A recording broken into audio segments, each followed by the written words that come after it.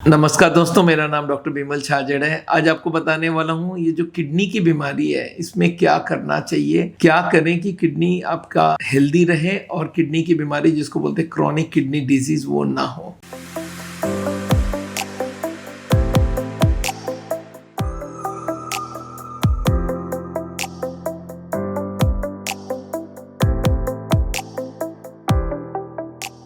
नमस्कार दोस्तों, आज आपको बताऊंगा किडनी के बीमारी के बारे में। आजकल आपको मालूम है जैसे हार्ट की बीमारी बहुत बढ़ गई है, जैसे डायबिटीज बढ़ गई है, हाई ब्लड प्रेशर बढ़ गई है। इसके साथ साथ एक बीमारी नेक टू नेक चल रही है, वो है किडनी की बीमारी।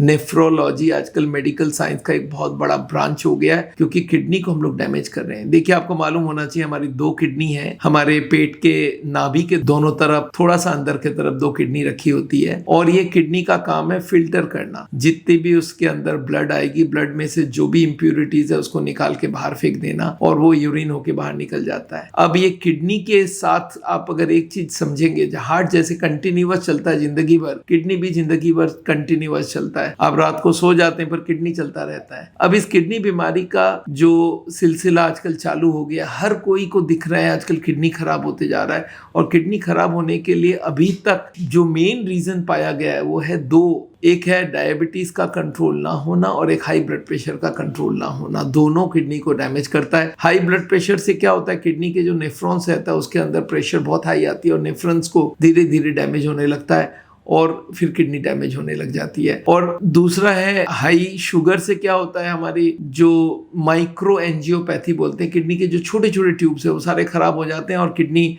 फिर काम करना कम कर देता है।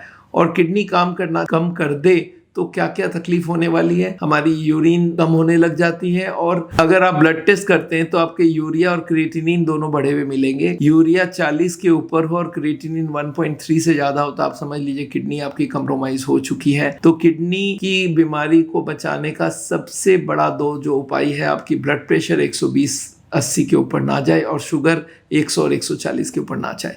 मोटापा से भी किडनी बहुत डैमेज होता है। और एक चीज आप याद रखिएगा, जैसे हमारी उम्र बढ़ती है तो किडनी में नेचुरली थोड़ा बहुत तो उसके नेफ्रॉन डैमेज होते ही है। किडनी अगर खराब हो जाए उसके पहले एक चीज और अच्छे से याद रखना, हमको पानी का मात्रा कम नहीं करना है। अगर आप पानी अच्छे से पीते हैं तो वो किडनी को फ्लश करता रहता है और किडनी कभी खराब होती नहीं है।